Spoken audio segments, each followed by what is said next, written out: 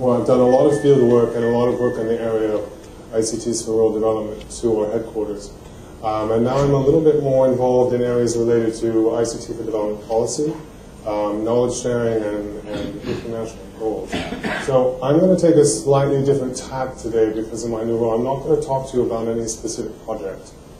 I'm going to talk, though, about what's been going on at these meetings, things we have learned, and maybe ways we can improve our development work. Sorry, that's right. So I have a question, actually, for everybody. In the area of ICTs and rural development, which you're all working, how do you see the world? There are lots of visions of the world, and if anybody went to the ISOC workshop on Tuesday, you're going to recognize I've used the same concept that they have. This is one vision of the world. This is another vision. It depends on how you see things. It depends on your perspective. One is agroecological or astrological. Another one is socio-political. But I see the world sometimes like this.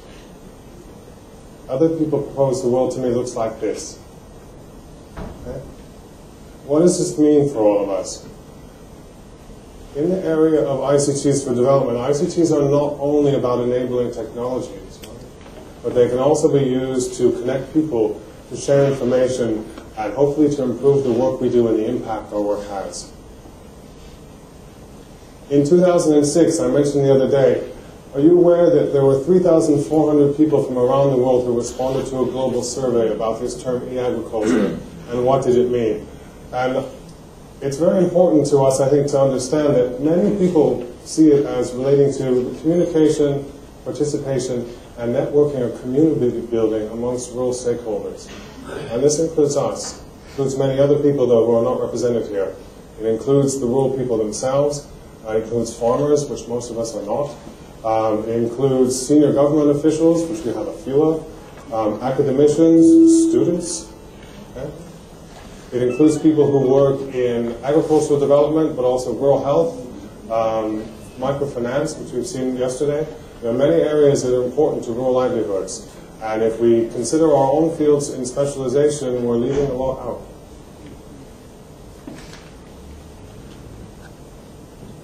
I think the past 2 days, and most of us know, is a good example. The field of ICTs for rural development, which is to me what e-agriculture is. ICTs for rural development is a very broad and complex field. It's about content and processes, not just technologies. It's about improving communication in rural development. It's about scaling up, which we heard some very eloquent talk about yesterday. And I would propose to you that scaling up is not just getting bigger. In some cases, scaling up is connecting individual initiatives so that they can support each other. Size is not always the goal here. And importantly, particularly to those of us in government and us in international organizations, is expanding and enhancing our impact. Things like the Millennium Development Goals, we're not going to make it. It's a sad fact. We have some excellent examples, though, in the last 2 days of work that's going on. But it's not enough to help one village for some of us. We need to help 800 million people. We're now up to 1 billion people. The number's getting larger. It's not smaller, unfortunately. So what do we need to do? ICTs are an incredible tool for knowledge sharing, particularly the new technologies. And these are a few examples that I have from my own personal experience. You can add many, I'm sure. But this gives you an idea that there is lots of shared experience and lots of things in common. I was fortunate to work one of my first projects in FAO on a food security program that took place in Bangladesh, Indonesia, Malawi, People's Democratic Republic, and Sri Lanka. And they shared information about village-level food security improvement. It wasn't efficient, it didn't work perfectly, but it was a shot. It was an understanding that what worked in one country would work elsewhere. And it was formally recognized, and there were efforts to prove that. Internationally, Bhutan and Costa Rica, what do they have in common? Does anybody have any idea? They don't sound like they have much in common to most people. One is a high-level mountainous nation, and another is a small subtropical nation. But actually, they work together on improving research extension linkages through the use of ICT. And they also use ICTs to share their experiences. And because they've become actually good at sharing their experiences between these two removed countries, they're actually receiving extra funding to do this sort of work. So there is interest in this sort of development. Bangladesh and Sri Lanka now cooperate, and these are not the governments, I have to say. These are institutions within NGOs on policy advice for ICTs and development. This came out of an online meeting. Two groups of people who had never met face-to-face, had never seen each other before, had no idea who the other parties were, learned about work of common interest, and they were impressed by the presentations that were made in an online meeting, not in a face-to-face meeting like this. And since then they've linked up, they now meet, and they develop work that's advising one of the largest funding institutions in the world. And more recently, we have, in a case of the community that I work with, people from 50 countries meeting over 2 weeks to discuss the impact of mobile telephony in rural development. Where in the world can we get people from 50 countries together all at one point in time? Even organizations like mine, which are considered big and wealthy, don't have the funding to do these sorts of events anymore. Those days, unfortunately, are come and gone. Okay? So, point being, a woman named Marian Lalor once said not so long ago, information shared is power squared. It's catchy to me, I like it. Point being, some of us used to say 1 + 1 is 3. Right? This is the idea. We all do good work, but there's always room for improvement, and there's always room to help others improve their work. In the case of the community that I know very well, part of my work at FAO is to facilitate the e-agriculture community of practice. We talked a lot about this community last year, so I won't go into much detail now, but for those of you who don't know about it, or even for an update for those who were here last year we had just under 4,000 members. We now have 5,460 as of last night from over 150 countries. These people all have a common interest in improving the use of ICTs for development. The implementation of this work, sharing experiences and information on what they're doing, and networking with each other. It's a very valuable practice in and of itself, getting to know people and learning about what other people are doing so that in the future you can take advantage of that. The community collaborates both online and in face-to-face events like this. We hijack other people's events, as in e-agriculture, as in the e-alt Congress, because we can't fund our own meetings.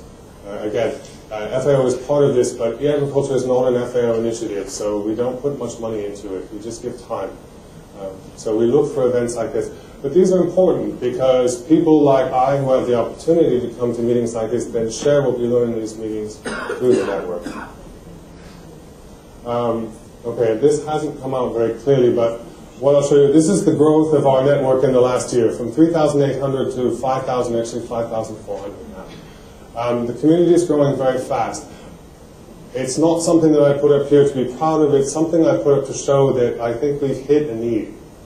I don't think the community would grow if people weren't interested, and there wasn't some alternative for them to go to. Okay? So this shows that people in the ICTs for rural development field are looking for others doing the same sort of work. India, I think you're somewhat fortunate. You're a large country. There's lots of this work going on in the country, and you know other people doing this sort of work in development. But in many other parts of the world, people who work in ICTs for rural development feel very isolated. They're often part of a much larger program. ICTs for rural development is not always recognized as a field in and of itself. So it's the ICT people who are part of climate change. It's the ICT specialist who is working on an agroforestry program. Okay? But they're lost because they're not agroforestry specialists and not climate change specialists. Okay? I'm not an agriculturalist by trade. I have degrees in organizational management and economics, and I come to this by background of technology transfer. But we all get into this work one way or another, and what we're looking at is to improve impact. And what I can show you also that to me is quite interesting is e-agriculture is a very large, very diffuse community. It's big, but Solution Exchange India has communities just as big, and they're all people from one country. This is a global group of people that spread around the world. They have different interests in ICTs for development. But what we try to do in facilitating the community is pick up on key topics. Okay? And we energize the community around key topics from time to time, not constantly, because everybody's busy also with their own day-to-day work. But mobile telephony, which you've heard about a lot here, we've been talking about it in the eAgriculture group for more than 2 years now. It's come and gone in terms of interest. The first time I remember having a serious discussion about it was at GK3 in December of 2007 with people from Catalyst who were here, and also people from CTA. Okay? There was a panel discussion supported by eAgriculture. We didn't fund it, but we actually placed all the people on it in Japan last year at the World Congress.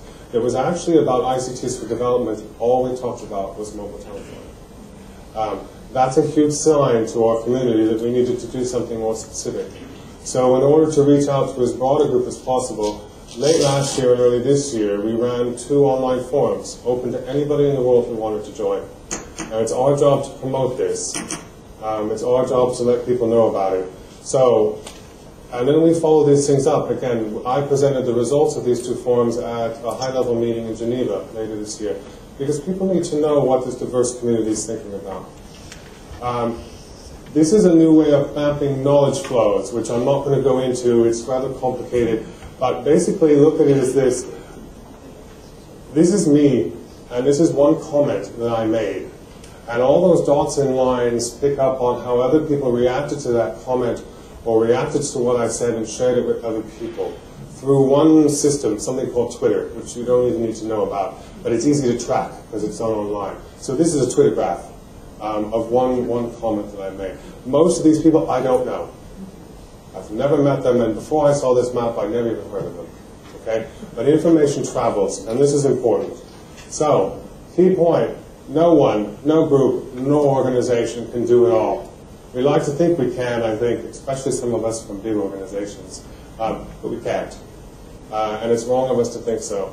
And what we do know we need to share, because what we know can empower others, it can improve our impact, and it can help us to reach the goals that we're all purportedly here for in development, which is to improve people's livelihoods, to reduce poverty, and to increase food security. Thank you.